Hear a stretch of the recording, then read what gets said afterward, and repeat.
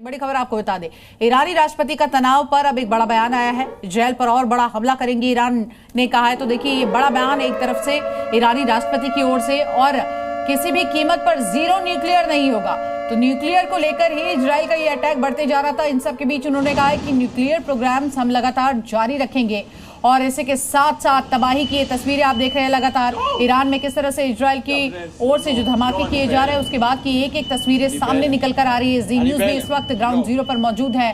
हमारे सहयोगी लगातार ग्राउंड जीरो से एक एक अपडेट आपको बता रहे हैं, ब्रिजेश और विनायक। ऐसे के साथ साथ अब ये तस्वीरें बताती हैं और मौजूदा परिस्थिति आप देखिए एक के बाद एक पूरे विश्व में, क्योंकि इस युद्ध की वजह से पूरे विश्व पर असर पड़ रहा है। रशिया यूक्रेन का वॉर सर हमने देखा था, लगा था कि बहुत जल्द ये ठीक हो जाएगा, लेकिन 2 साल से अधिक का समय बीत चुका है। 2 बार मैं खुद वॉर जोन में जाकर इसको कवर करके आई हूँ, कोई भी रिजल्ट नहीं निकला। लेकिन ईरान और इजराइल का वॉर इससे बहुत ज्यादा अलग है, लोगों को समझने की ये जरूरत है। श्याम सर, इजराइल ने अपनी मंशा पहले दिन से व्यक्त कर दी थी और 1 साल वो रुका था इसके लिए। पिछली बार जब उसने 100 मिसाइल मारे थे ईरान ने, तो ईगो सेटिस्फाई करके वो रुक गया था। उस समय हमास HHH के साथ था और सही समय नहीं था। 1 साल की पूरी तैयारी, जब टैरिफ झेल रहा था पूरा विश्व, तब ट्रंप ने वॉरशिप्स को मूव किया था। तीनों एयरक्राफ्ट कैरियर मूव कर गए थे, और ब्रिटिश एयरक्राफ्ट कैरियर भी इंडियन ओशन में अभी है।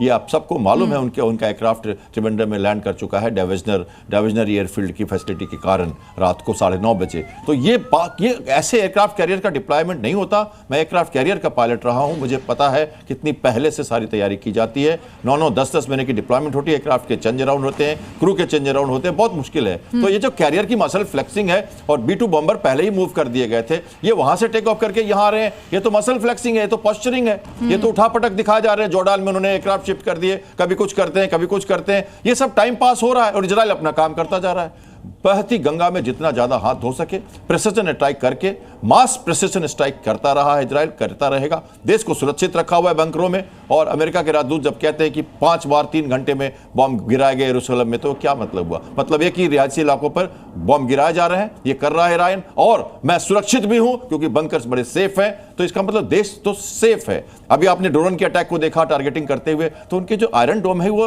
रॉकेट्स या 70 किलोमीटर वाले रेंज के जो स्लो टारगेट्स हैं उनको आराम से डिस्ट्रॉय कर लेता है, और वो कर रहा है। लेकिन हाँ, डेविड स्लिंग के बागी की बात करें, एरो 3, उनको इंटरसेप्टर की कमी है। रडार डिटेक्शन में प्रॉब्लम नहीं है, दूर से कर रहे हैं वो, पर इंटरसेप्टर कम है। वो जो कहते हैं ना, किल चेन में डिस्ट्रक्शन के बाद कौन एक जो इंटरसेप्टर उसको सबसे पहले एंगेज करेगा, वो जरूरी है। और वो उनके पास लिमिटेड है, वो बनाते नहीं है। उनके पैट्रियट मिसाइल पैट्रियट भी बाहर से आती है, बराक बनाते हैं वो, और वो कम रेंज के मिसाइल्स हैं। यहां उनको जरूरत पड़ेगी, बाकी तो वो बंकरों में सुरक्षित है। पूरा का पूरा तेल अवीव टूट जाए, पूरा का पूरा हाइफा टूट जाए, यरूशलेम, बेथलेहम और वो जो नजारत, इन रिलीजियस प्लेसों पे भी अटैक करें, वो हॉस्पिटल पे अटैक करो, वर्ल्ड का ध्यान जाएगा इस तरफ, क्योंकि वो रिलीजियस प्लेस पे अटैक कर रहे हैं, कोलेटरल डैमेजेस दिखा रहे हैं, बिल्डिंगें गिर रही हैं। पर ईरान के ऊपर लगातार टारगेटिंग हो रही है उन जगहों पे।